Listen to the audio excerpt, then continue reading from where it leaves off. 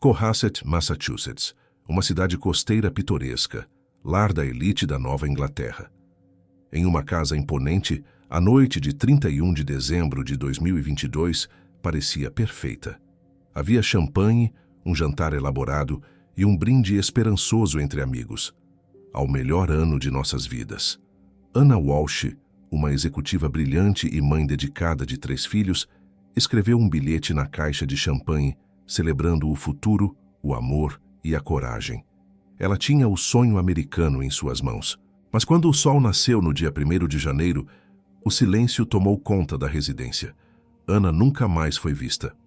O que começou como um relato de uma emergência de trabalho rapidamente se transformou em um quebra-cabeça sombrio, onde cada peça encontrada pela polícia revelava uma camada mais perturbadora do que a anterior.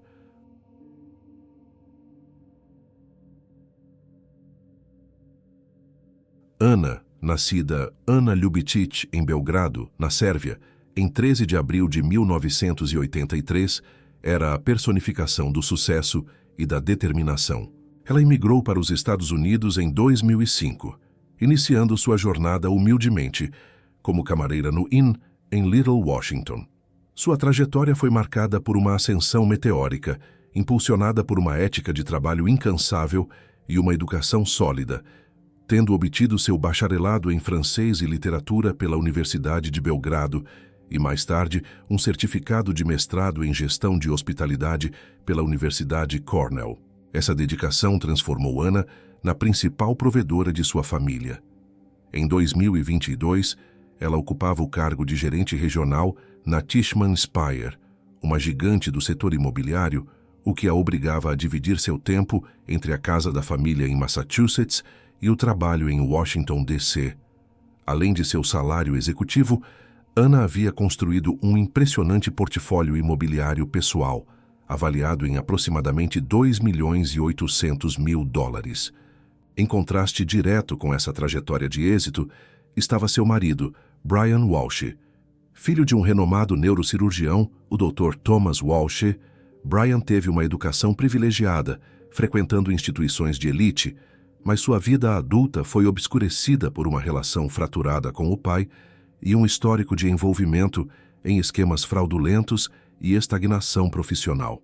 O casal, que havia oficializado a união em 21 de dezembro de 2015 na Igreja Episcopal Emmanuel, em Boston, vivia em Cohasset com seus 3 filhos pequenos, nascidos entre 2016 e 2020. Na noite de 31 de dezembro de 2022, a atmosfera na casa dos Walsh parecia longe de qualquer tragédia iminente. Para celebrar a chegada do Ano Novo, eles receberam um amigo próximo, Jem Mutlu, para um jantar intimista. Brian assumiu a cozinha, preparando uma refeição elaborada para o grupo.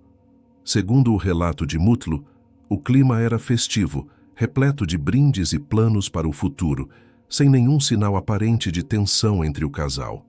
A celebração estendeu-se pela madrugada e o amigo despediu-se da residência por volta da 1h30 da manhã do dia 1º de janeiro.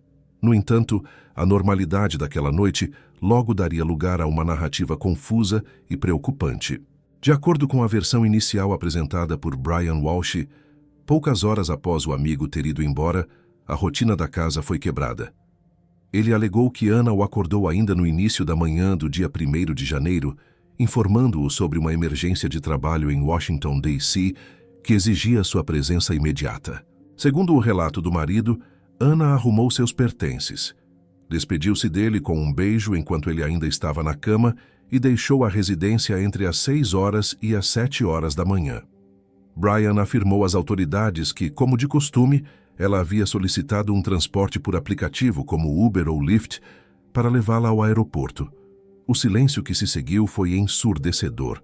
Durante 3 dias, ninguém teve notícias de Anna. A situação só se tornou um caso de polícia, em 4 de janeiro de 2023. Foi nesse dia que a equipe de segurança da Tishman Speyer, estranhando a ausência injustificada de sua gerente regional, entrou em contato com a polícia de Cohasset para solicitar uma verificação de bem-estar.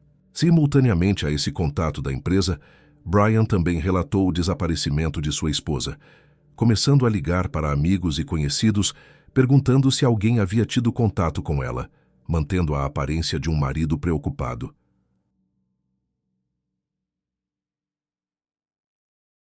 A entrada da polícia, no caso, deu início a uma verificação rigorosa da versão apresentada por Brian, e rapidamente as inconsistências começaram a surgir.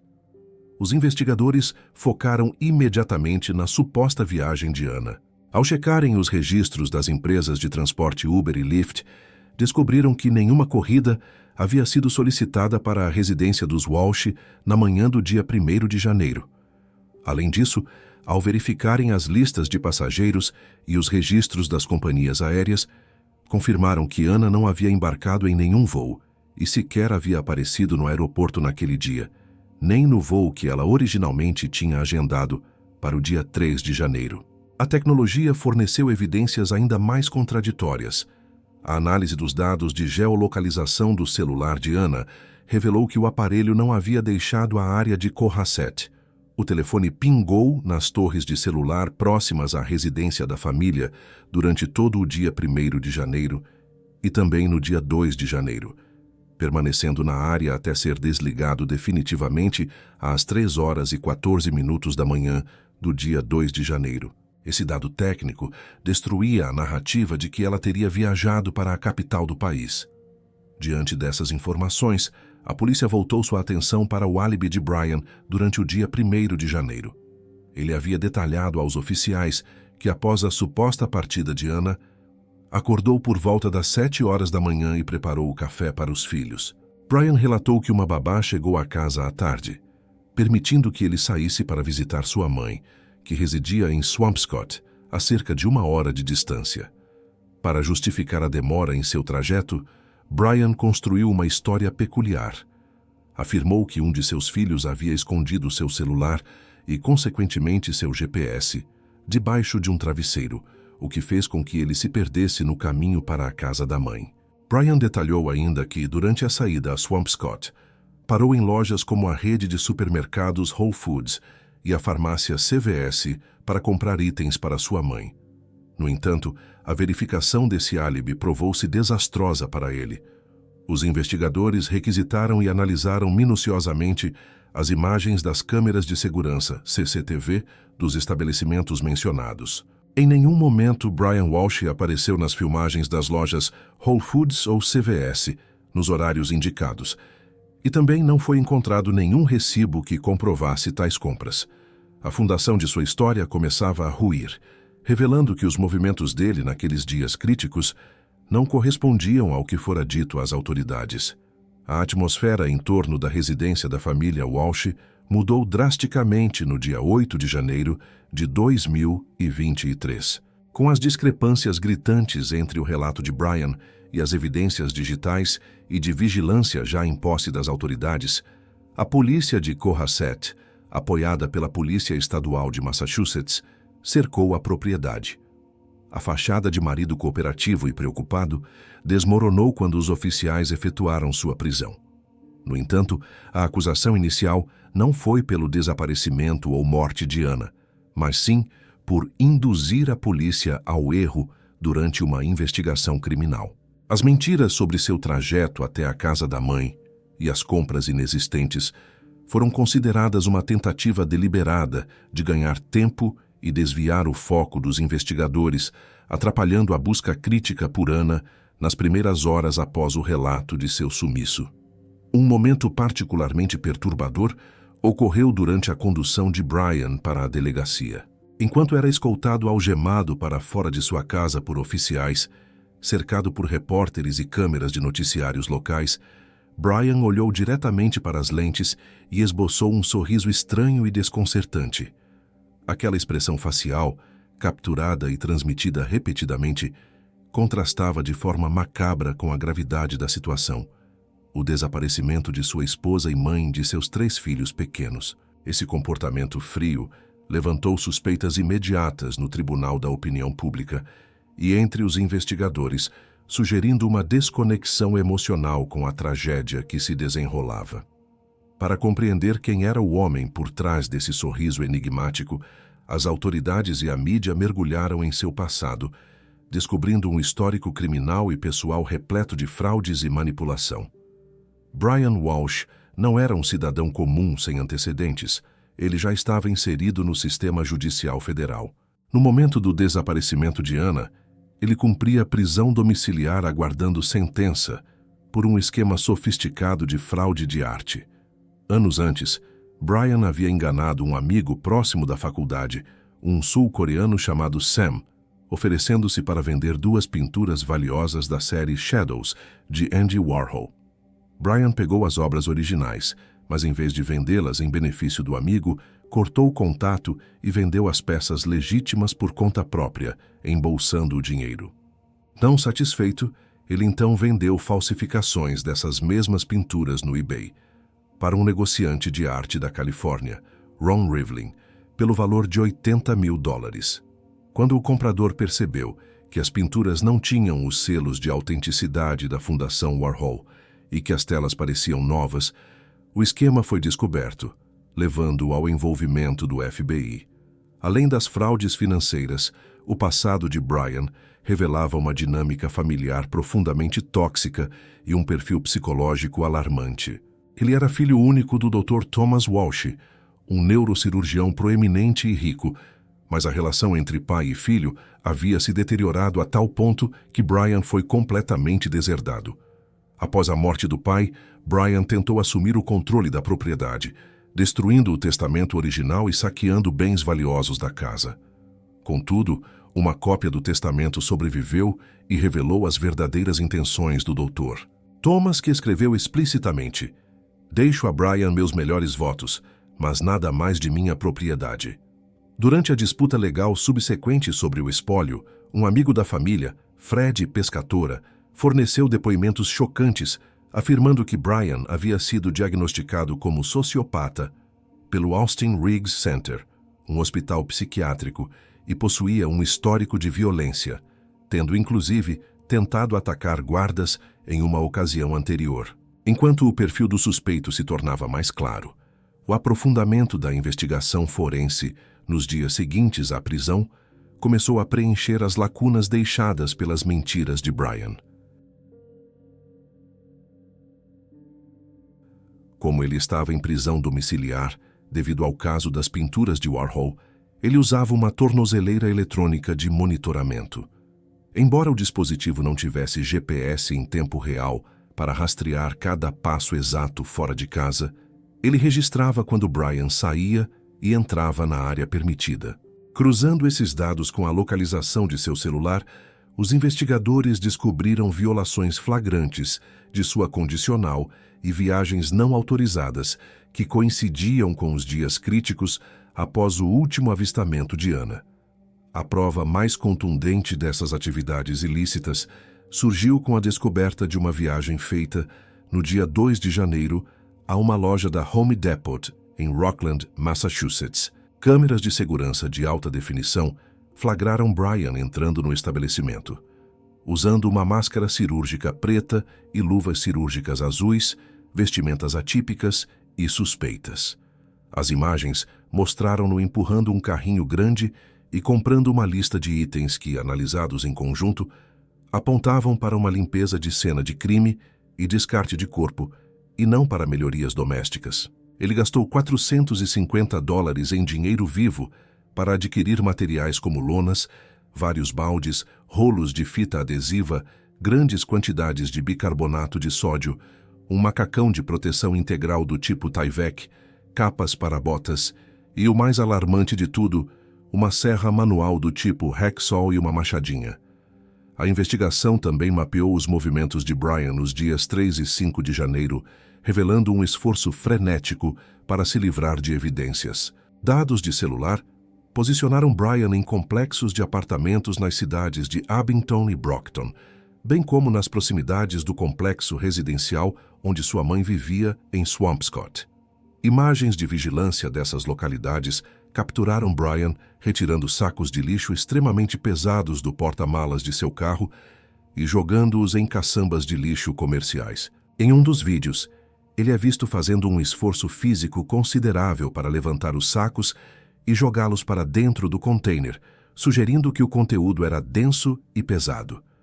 Infelizmente, quando a polícia chegou às caçambas de Abington e Brockton, o lixo já havia sido recolhido e incinerado, o que significava que quaisquer restos mortais ou provas ali depositados provavelmente estavam perdidos para sempre. No entanto, a busca forense na residência do casal em Cohasset produziu resultados imediatos e sombrios. Ao executarem um mandado de busca minucioso, os peritos criminais focaram no porão da casa. Lá, encontraram manchas de sangue no chão e uma faca danificada e ensanguentada, indicando que um ato violento havia ocorrido naquele local. Além disso, a atenção dos investigadores voltou-se para o veículo da família, um Volvo. Durante a vistoria, notaram que os bancos traseiros estavam rebatidos, criando um espaço de carga plano. O que mais chamou a atenção foi a ausência de um forro de plástico que protegia o interior do carro. Quando questionado anteriormente, Brian havia dito casualmente que tinha jogado o forro fora. Essa informação, somada às compras de limpeza e às viagens para descarte de lixo, solidificou a teoria de que o veículo havia sido usado para transportar o corpo de Anna ou as evidências do crime. Eles voltaram sua atenção para a viagem que Brian fez à casa de sua mãe em Swampscott. Diferentemente do lixo de Abington e Brockton, os resíduos daquela área de Swampscott não haviam sido incinerados imediatamente. A polícia conseguiu rastrear o destino final da coleta daquele bairro até uma estação de transferência de lixo localizada em Peabody, Massachusetts. Foi nesse local, em meio a montanhas de detritos, que equipes vestidas com trajes de proteção contra materiais perigosos, hazmat suits, e auxiliadas por cães farejadores, começaram uma busca minuciosa.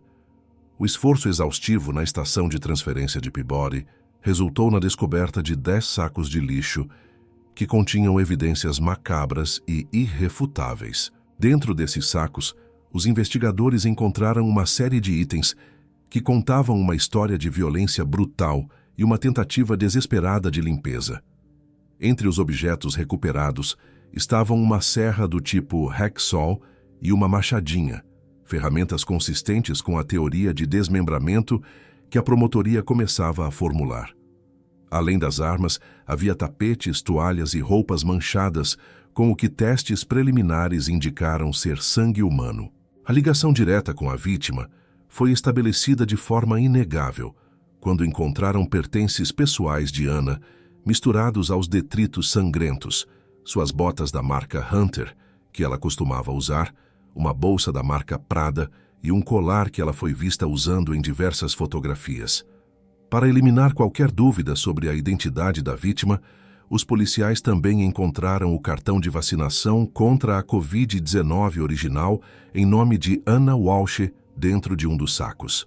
Com o acúmulo avassalador dessas evidências físicas, a natureza do caso mudou oficialmente, em 17 de janeiro de 2023. A promotoria do condado de Norfolk anunciou que Brian Walsh, que até então estava detido sob a acusação de induzir a polícia ao erro, seria agora formalmente acusado de homicídio, mesmo sem a recuperação do corpo da vítima. O clímax dessa acusação ocorreu durante a audiência no tribunal, onde os promotores apresentaram o que seria a arma fumegante do caso, o histórico de pesquisas na internet feito por Brian. Foi revelado que, nos dias críticos do desaparecimento, Brian utilizou o iPad de seu filho pequeno para buscar informações perturbadoras sobre como se livrar de um corpo humano. A cronologia dessas pesquisas digitais, lida em voz alta no tribunal, chocou a todos pela frieza e pelo planejamento meticuloso. No dia 1º de janeiro, poucas horas após o suposto desaparecimento de Anna, Brian iniciou sua busca macabra. Às 4h55 da manhã, ele pesquisou: quanto tempo antes de um corpo começar a cheirar? 3 minutos depois, às 4h58 da manhã, a busca foi: como impedir que um corpo se decomponha? A obsessão continuou, e às 5h47 da manhã, ele digitou: 10 maneiras de descartar um corpo morto se você realmente precisar. Enquanto o sol nascia e Brian supostamente cuidava de seus filhos, suas pesquisas tornaram-se mais específicas e gráficas. Às 6h34 da manhã, ele perguntou ao Google: pode-se jogar fora partes de um corpo? Mais tarde naquela manhã, às 9h29, ele pesquisou o que o formaldeído faz, seguido às 9h34, por quanto tempo dura o DNA. Às 9h59, ele buscou: pode ser feita a identificação em restos parciais.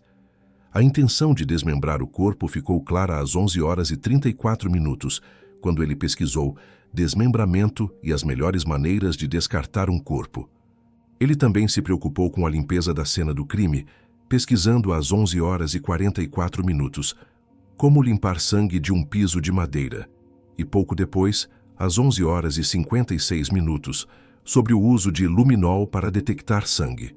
À tarde, a 1h08, a pesquisa foi: o que acontece quando você coloca partes do corpo em amônia? A sequência de horrores digital continuou no dia 2 de janeiro, o mesmo dia de sua ida à loja de materiais de construção. Às 12h45 da tarde, Brian pesquisou: serra, melhor ferramenta para desmembrar, confirmando a premeditação na compra da ferramenta encontrada posteriormente no lixo. Preocupado com as consequências legais, a 1h10 da tarde, ele digitou: você pode ser acusado de assassinato sem um corpo? E 4 minutos depois, a 1h14, buscou: pode-se identificar um corpo com dentes quebrados? Até mesmo no dia 3 de janeiro, ele continuou pesquisando, buscando a 1h02 da tarde o que acontece com o cabelo em um corpo morto e, posteriormente, se bicarbonato de sódio pode fazer um corpo cheirar bem. Além das evidências físicas e digitais, a promotoria construiu uma narrativa sólida sobre o motivo do crime, baseada em ganância financeira e tensão matrimonial. Os investigadores descobriram que dias antes do assassinato, em 27 de dezembro, Brian havia pesquisado qual o melhor estado para um homem se divorciar.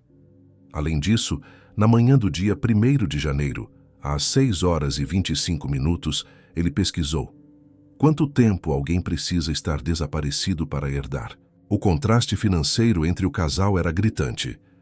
Anna Walsh possuía um portfólio imobiliário avaliado em $2.800.000 e havia vendido propriedades recentemente, lucrando milhões, enquanto Brian não tinha ativos significativos em seu nome, fora deserdado pelo pai, e enfrentava a ruína financeira devido aos seus processos de fraude. A teoria era que Brian, sentindo-se encurralado e financeiramente inferior, viu na morte da esposa a única saída para manter seu estilo de vida e evitar um divórcio que o deixaria sem nada. A conclusão apresentada pela promotoria foi devastadora. Brian Walsh teria assassinado Anna nas primeiras horas do ano novo, desmembrado seu corpo no porão da casa da família e descartado os restos mortais em diversas lixeiras pela região, utilizando os sacos de lixo e materiais de limpeza que comprou para ocultar o crime. Como consequência dessa tragédia familiar, os 3 filhos pequenos do casal, que estavam presentes na casa durante os dias em que o crime e a limpeza ocorreram, foram retirados do lar e colocados sob a custódia do Departamento de Crianças e Famílias, DCF, de Massachusetts. A comunidade local e amigos se mobilizaram com a esperança de que as crianças pudessem permanecer juntas diante do trauma de perderem a mãe e terem o pai acusado do crime. A defesa de Brian Walsh, por sua vez, tentou argumentar que seu cliente havia sido cooperativo desde o início, permitindo buscas em sua casa e falando com a polícia. A advogada de defesa minimizou as omissões de Brian, sugerindo que ele apenas não havia relatado sua ida a Home Depot, o que seria uma violação técnica de sua condicional, mas não prova de assassinato. Ela enfatizou a ausência de um corpo como um ponto central para a presunção de inocência. No entanto, o juiz, diante da montanha de evidências circunstanciais e forenses, ordenou que Brian permanecesse preso sem direito à fiança, aguardando o julgamento. Enquanto o processo legal se arrasta, a comunidade de Cohasset e a família de Anna, na Sérvia, permanecem em luto. lamentando a perda de uma mulher brilhante e mãe amorosa, cujo corpo nunca foi recuperado para receber um enterro digno, deixando uma ferida aberta em todos que a conheciam.